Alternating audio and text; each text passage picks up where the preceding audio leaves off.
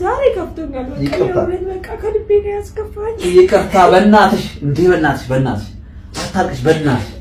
እኔ ለራሴ መተኛት እንዴት እንደዘለለ አራም ሶሪ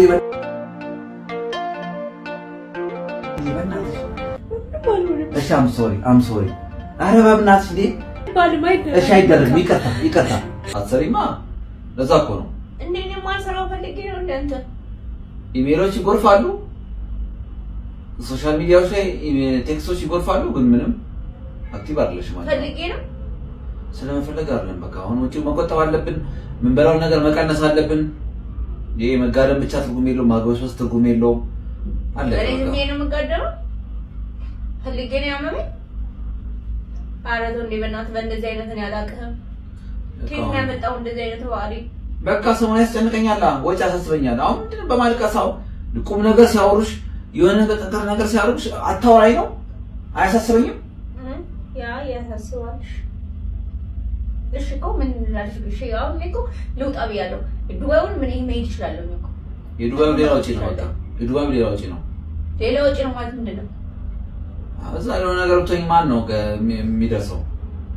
ለምንሽስ ለሕክምናውስ ያው እኮ ነው። አንተ ራስሽናችን እያልከኝ ነው? እኔ ስራ ራስ መቻል አይደለም። በቃ የተጀመሩት ነገሮች እየቀጠልሽ አይደለም። በቃ ወጪ ነው እንጂ ገበያ እየተጨመረ አይደለም። ያሳስበኛል። ብቻዬን ነው ያለሁት። ሰሞኑን ታመሻል። ሰሞኑን ጫጫላ ላይ በዝቷል እኮ። ብቻህን መስራት መነጫነጭ ነው ያልሽው። ምንም በቃ ስለምን ነው የምታወሪው? ወይ ሙሉ ለሙሉ አልተሻለሽም? እኔ ግራ ገባኝ እኮ። ብዙ እኮ ነው የሚጨነቀው። ምንድን እንደታመምሽ የራሱ ላይ ገባኝ መጥቷል። ምን ማለት ነው? ምን እንደሚያመኝ አታውቅም? ምን ማለት ነው? እኔ ግራ ገባኝ። እንዴ ማንም ሰው ይታመማል፣ ከዛ ላይ ተወስታይ ተዋል። እኔ ግራ ገባኝ እኮ። ምን በሰዓት ነው ግራ የገባኝ ነው እኮ። ታመሻል፣ ቶሎ መዳን አለብሽ። እና እኔ በኔ ቁጥጥር ስር ነው እሱ። በቃ ራስሽን ትሪት አድርጊ።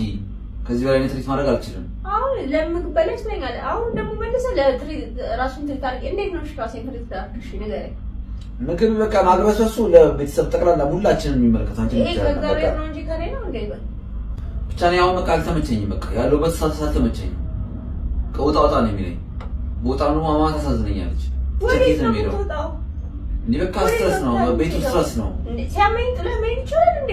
እንደዚህ ነው ቤት እኔ ፈታ ብሎ መኖር ነው የምፈልገው። በቃ እኔም የምፈልገው እንዴ ሁሌ ፋሲካ አለ እንዴ? ዋል በዛ በቃ ከአቅም በላይ ሆነብኝ። የስንቱ ባለትዳር ወጣ እያለ የተዝናና ይገባል።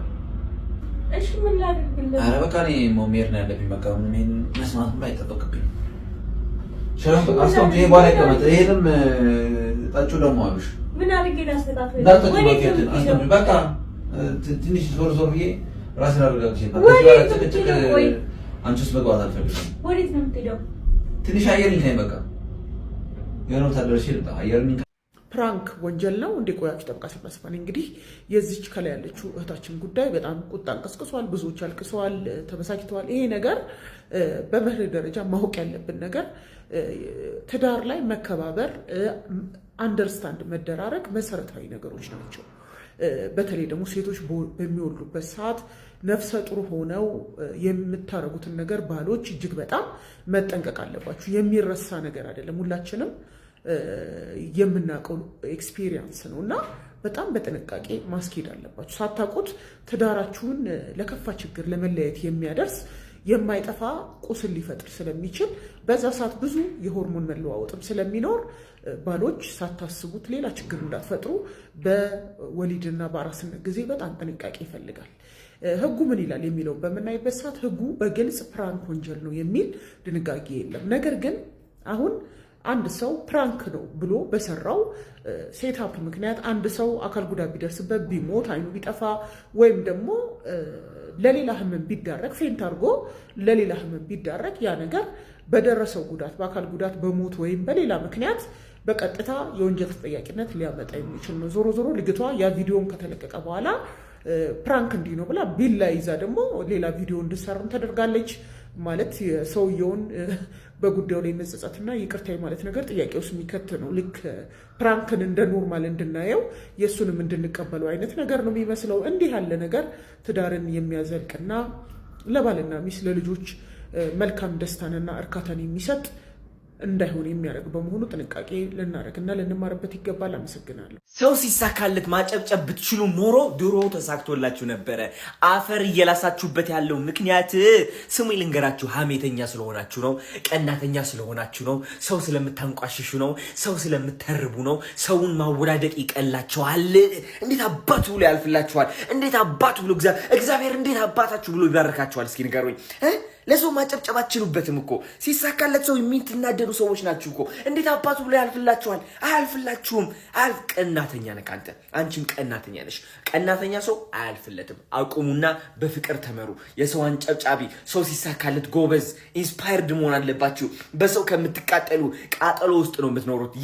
የዓለም ገሃነም ማለት ይህ እንደሆነ ማወቅ አለባችሁ። ቅናት፣ ጥላቻ፣ ሐሜት፣ ተረባ፣ ሰውን ማውደቅ ምናምን እዛው ብለህ ትኖራለህ። እንደዚህ ውጣተ አተርቡ። ሰው በቃ አንጨብጭቡ። ለተሳካለት ሰው አታውድቁ። ይበቃችኋል እንዴ። ታሪክ ደግሞ ያኮራል እንጂ አያሳፍርም።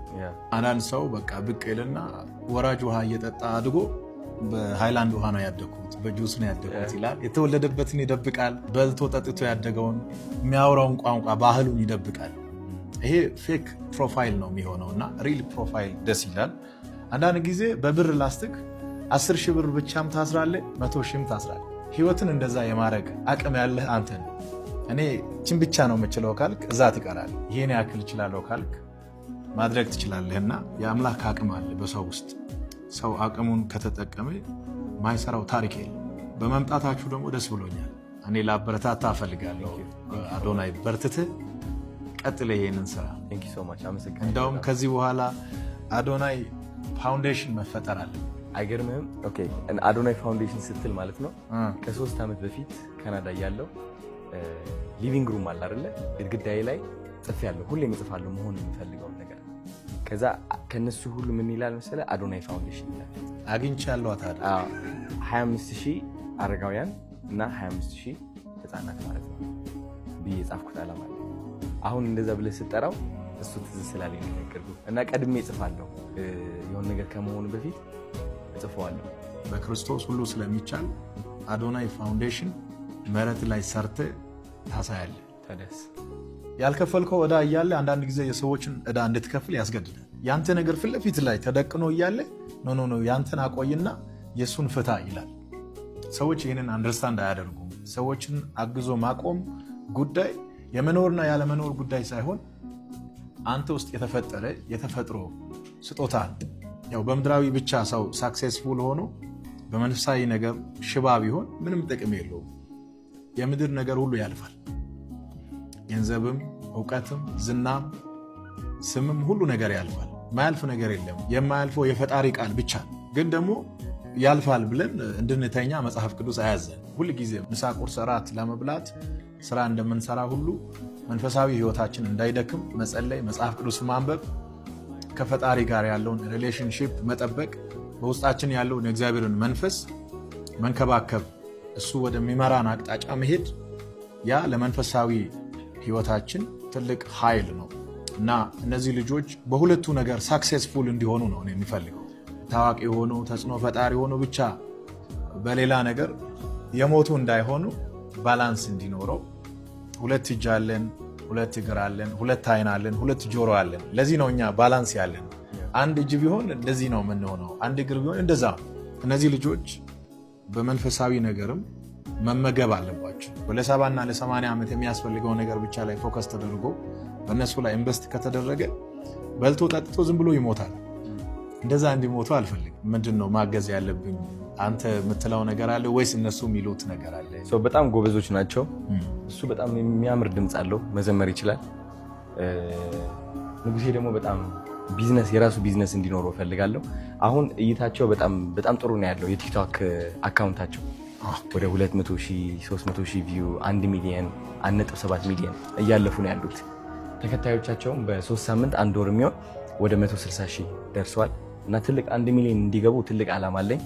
ከዛ የሆነ ቢዝነስ ስፖንሰር አድርገው ደግሞ እንደ አምባሳደርነት እንዲፈርሙ ዓላማ አለኝ። ጥሩ ብር እየተከፈላቸው አሁን ያስፈልጋቸዋል ብዬ የማስበውትን እኔም ትንሽ ድጋፍ ያስፈልገኛል ብዬ የማስበው ያ ሆቴል ውስጥ ሲቆዩ ወጪው ከኔ ነው። አይ ቲንክ በየ4-5 ቀኑ ወይም 6 ቀን ወደ 30 ምናምን ሺህ ነው የማወጣው ለምግብ ምናምን ለነሱ ማለት ነው። በጣም ደስ እያለኝ ነው። ባይ ዘ ወይ የትኛው ተቋም ላይ ነው ኦሮሞ ብቻ እየሰራ ያለው ንገረኝ እስቲ። የትኛው ተቋም ላይ ነው?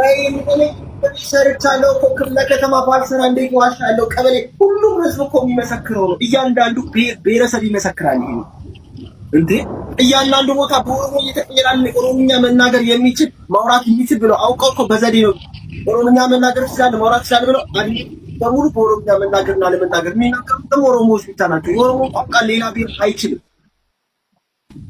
ጉራጌ ኦሮምኛ አይችልም። ከባታ ኦሮምኛ አይችልም። ትግርኛው ኦሮምኛ አይችልም። አማርኛ ግን ሁሉ ይችላል። ስለዚህ በዚህ ነው እየቀየሩት ያለው።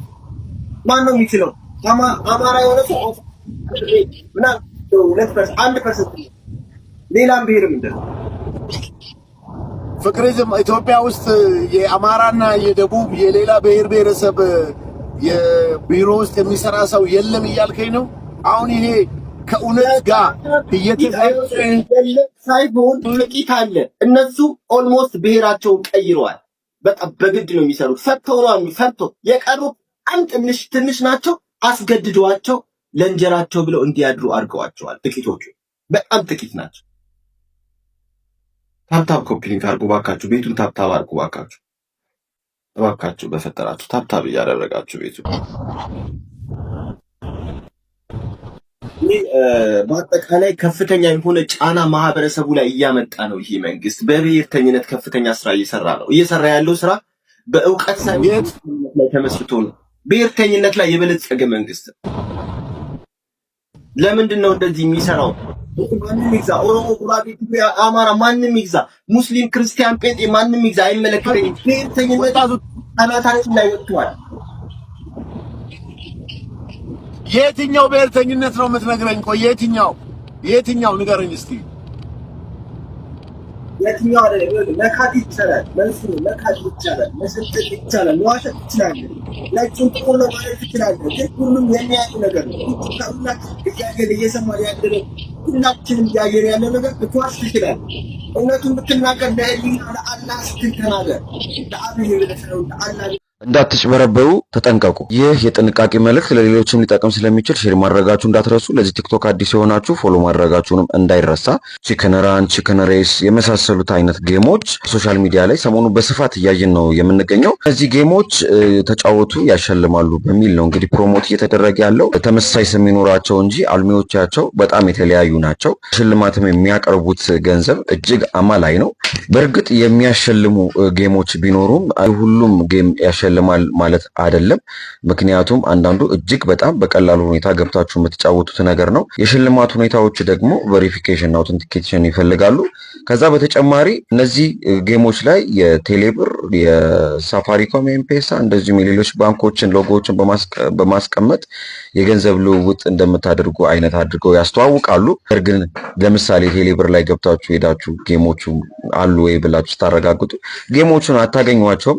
ከዛ ውጭ ግን ምናልባት መሸለም የምትፈልጉት ጌም መጫወት ከፈለጋችሁ ግን ቴሌብር ላይ ቴሌ ጌም የሚባል ጌም አለ። ለምሳሌ እሱን መጥቀስ ይቻላል። ስለዚህ እንዳትጭበረበሩ ተጠንቀቁ። ይሄ ጥንቃቄ መልእክት ሌሎችን ሊጠቅም ስለሚችል ሼር ማድረጋችሁን እንዳትረሱ። ለዚህ ቲክቶክ አዲስ የሆናችሁ ፎሎ አድርጉ። ሀሳብና አስተያየቶቻችሁን ደግሞ ኮመንት ላይ ጻፉልኝ። መልካም ቀን።